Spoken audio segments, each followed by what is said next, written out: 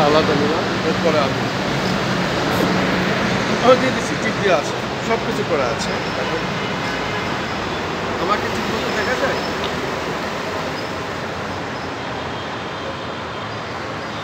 কাছে আগে আসেন, সমস্যা নেই, আগে ফুল নেন, আমার ফুল টানেন, আমার পুরো পাশাও টানেন। আসে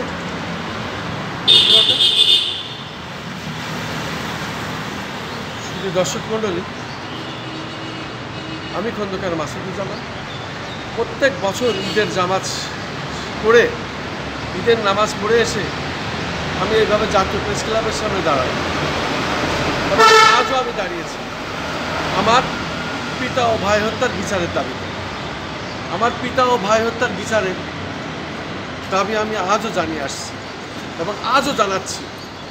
যেহেতু 2006 সালে আমার পিতাকে কুষ্টিয়া জেলার খুকসায় নিজ বাড়িতে নির্মম নৃশংসভাবে জবাই করে হত্যা করে এবং 2008 সালে আমার ভাইকে ঝিনাইদহ জেলার শৈলকুপা থানায় মালিপাড়া গ্রামে, নিজ গ্রামে নৃশংস নির্মমভাবে দুষ্কৃতিকারীরা রাতের আধারে হত্যা করে। আমি এই বিচার আজও পাইনি। এই বিচারের দাবি আজও আমি জানিয়ে আসছি। আমার ভাই ও আমার পিতা এই হত্যার সাথে 2006 সালে আমার পিতাকে হত্যা করে, 2008 সালে আমার ভাইকে হত্যা করে। এই দুটি হত্যার সাথেই দুষ্কৃতিকারীরা একই সূত্রে গেল এবং ওই এলাকাটা শত্রুদের, সন্ত্রাসীদের, অবৈধ অস্ত্রধারীদের অভয়ারণ্য। আমার আব্বা একজন বীর মুক্তিযোদ্ধা। উনি ব্রিটিশ বিরোধী আন্দোলন করেছেন এবং ব্রিটিশের আমলে উনি পুলিশের চাকরি করেছেন। পুলিশের চাকরি করা অবস্থায় উনি ব্রিটিশ বিরোধী আন্দোলনে সক্রিয় ভূমিকা রেখেছিলেন। এরপরে উনি খুলনাতে পানি উন্নয়ন বোর্ডে চাকরি করেন। খুলনার বিভিন্ন অঞ্চলে পানি উন্নয়ন বোর্ডে ওনার চাকরি করা আছে এবং অভিজ্ঞতা আছে। খুলনা এলাকায় বিভিন্ন ধরনের, বিভিন্ন রকম মানুষের সাথে ওনার মিশার অভিজ্ঞতা আছে দীর্ঘদিনে। যেহেতু উনি দীর্ঘদিন পানি উন্নয়ন বোর্ডে খুলনা অঞ্চলে চাকরি করেছেন এবং ব্রিটিশ বিরোধী আন্দোলনে সক্রিয় ভূমিকা রেখেছিল। ব্রিটিশের সময় পুলিশের চাকরি করতেন, পুলিশের চাকরি ছেড়ে দিয়ে তিনি ব্রিটিশ বিরোধী আন্দোলনে ভূমিকা রাখেন। এরপরে খুলনা অঞ্চলে পানি উন্নয়ন বোর্ডে চাকরি করা অবস্থায় দেশে হয় মুক্তিযোদ্ধা এবং মুক্তিযুদ্ধের তার যেহেতু পুলিশের ট্রেনিং জানা ছিল, সে কারণে এই খুলনা অঞ্চলে উনি মুক্তিযুদ্ধে ঝাঁপিয়ে পড়েন এবং ওনার সহকর্মীদের উনি সবসময় এই অস্ত্র ট্রেনিং দিচ্ছেন এবং তারপরেই উনি খুলনা অঞ্চলের, বিশেষ করে সুন্দরবন এলাকা থেকে শুরু করে বিভিন্ন এলাকায় উনি মুক্তিযুদ্ধে সক্রিয় ভূমিকা রেখেছিলেন। সেই বীর মুক্তিযোদ্ধা আমার পিতাকেও কুষ্টিয়া জেলার খুকসা নিজ বাড়িতে নির্মম নৃশংসভাবে এই খুনিরা জবাই করে হত্যা করে। সেই বিচার আমি আজও পাইনি এবং আমার ভাই একজন বিশিষ্ট রাজনীতিবিদ, সেই সাথে একজন বড় মাপের ঠিকাদার ছিলেন পানি উন্নয়ন বোর্ডের এবং এলজিডি। উনি একটি এলজিডির কাজ নিয়ে চান ফেনীতে গেলে জয়নাল হাজারি তার কাজ যখন শেষ হয় তার বাহিনী নিয়ে আসে, অস্ত্রশস্ত্র নিয়ে আসে এবং ব্যাংকের ম্যানেজার নিয়ে আসে, জোরপূর্বক চেক লিখে নেন। তারপরে আমার ভাই অনেকটাই নিষ্ক্রিয় হয়ে যান। সে কোনো বিচার আজও পাননি। সমস্ত পেপারসপত্র, ডকুমেন্টস আমাদের কাছে রেখে গেছেন, আমার এক আইনজীবীর কাছে, আমার এক আত্মীয় স্বজনের কাছে এই সমস্ত ডকুমেন্টস আছে। আমরা তার বিচার আজও পাইনি। যেহেতু আমাদের কয়েকশো কোটি টাকা ধন সম্পত্তি সহ, 4টে ব্যবসা প্রতিষ্ঠান সহ এবং আমাদের খরচের কাঠের গাছ সহ, স্বর্ণালঙ্কার সহ এবং নগদ সহ এই টাকা পয়সা সব লুটে নেয় আমার ভাইয়ের স্ত্রী সুলতানা পারভিনের মাধ্যমে। খুনিরা, তার বাবা, তার ভাই এর সাথে জড়িত আছে এবং এলাকার সন্ত্রাসীরা জড়িত আছে। তাদেরকে হাত করে নিয়েই সেই টাকা পয়সা, নগদ অর্থ, স্বর্ণালঙ্কার লুফে নেয়, নিয়ে এসে তার পরকীয়া যে স্বামী তার সাথে বিবাহ করে সে রেগে যায় এবং সেখানেই সে অবস্থান করছে। আমরা চাই একে ধরা হোক, ন্যায় বিচার করা হোক। এই পরকীয়া স্বামীর সাথে জড়িত এবং সে প্ল্যান প্রোগ্রাম ষড়যন্ত্র করেই এবং পূর্বের প্ল্যান প্রোগ্রাম করে সে এসেছিল তার স্বামীর মাধ্যমে। তার স্বামী হলো বাদশা, তার ভাই এবং তার পিতা। তাদের এই নীল নকশা এসে তার আত্মীয় স্বজনের মাধ্যমে এই হত্যার মাধ্যমে টাকা পয়সা লুপে নিয়ে এই কাজগুলো সে করে। এখানে মহিত মাস্টার জড়িত, বাবলু মাস্টার জড়িত, এখানে ফজলু মাস্টার জড়িত, এখানে আরও অনেকেই জড়িত আছে। এখানে এই হত্যার সাথে সামুদ্রিক কষায় জড়িত, শাহিন কষায় জড়িত, এখানে নাবলা কষায় জড়িত, মহিত কষায় জড়িত, পাইলট কষায় জড়িত, এখানে এলিট জড়িত, এই ধরনের আরও অনেক খুনিরা জড়িত আছে।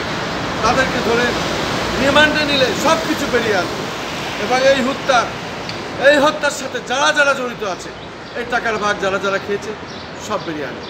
এখানে এমপিরা জড়িত এবং মন্ত্রীরা জড়িত, জয়নাল হাজারি জড়িত, অনেক রাজনৈতিক নেতারা জড়িত।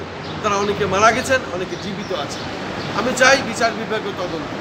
এই বিচার বিভাগীয় তদন্তের মাধ্যমেই রিমান্ডে নিলেই সব হত্যার রহস্য বেরিয়ে আসবে, আরও খুনিদের নাম বেরিয়ে আসবে, নগদ অর্থ কারা কারা নিচ্ছে এবং এই স্বর্ণালক্ষ কারা কারা নিচ্ছে, যারা যারা এর সাথে জড়িত সব কিছু বেরিয়ে আসবে।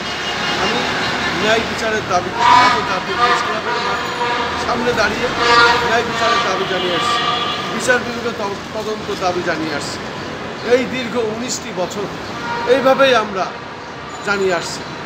যখন আমরা পুলিশের কাছে যাই, পুলিশ থানা মামলা নেয় না 16, তারপরে চলে যায় আবার র্যাবের কাছে, র্যাব মামলা নেয় না, র্যাব বলে চলে যান কোর্টে, আমি চলে যাই ঝিনাইদহ আদালতে, আদালত মামলা নেওয়ার পরে মামলা করে দেয় খারিজ, এরপরে চলে আসে হাইকোর্টে, হাইকোর্টে মামলা 4 বার আমি উঠাই, উঠানোর পরে মামলা আমলে নেওয়া হয় না।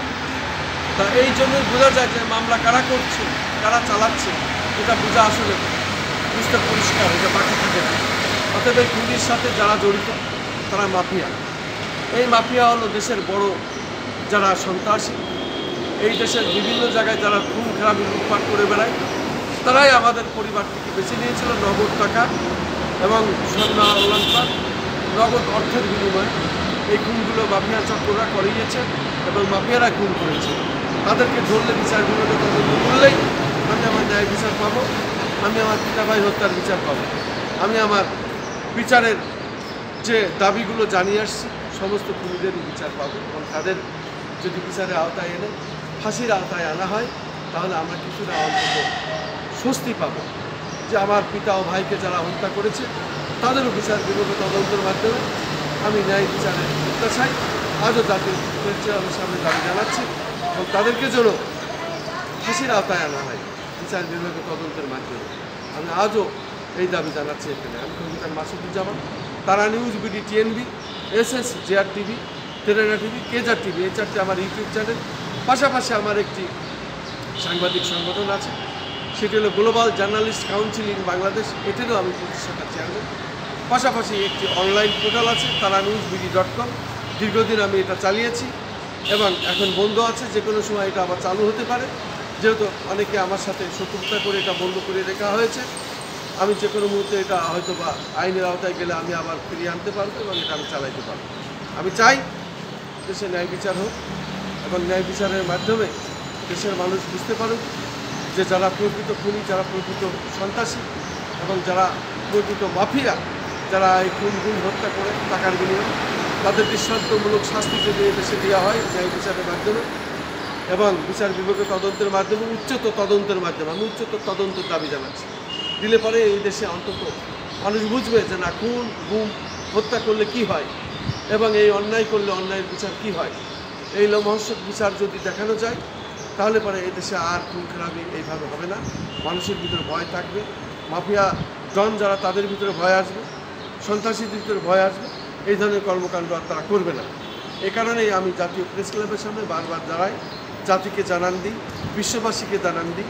এ কারণেই আমি জানান দিই যেহেতু এটা ইন্টারনেটের যুগ, এখন হলো আপনার সোশ্যাল মিডিয়ার যুগ, অনলাইন মিডিয়ার যুগ এবং অনলাইন পোর্টালের যুগ, সেই সাথে এখন ইউটিউবের যুগ, যেটা তাৎক্ষণিকভাবে বিশ্বের সমস্ত জায়গায় জানানো যায়।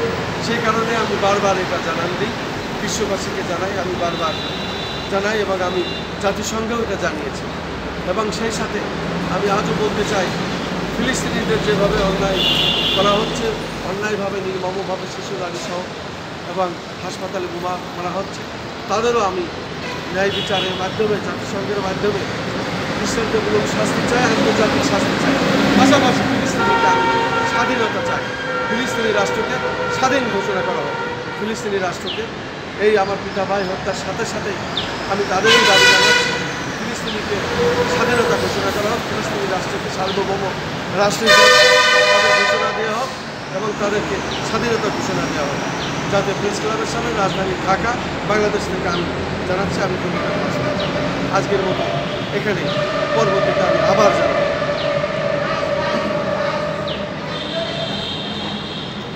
থ্যাংক ইউ ভাই।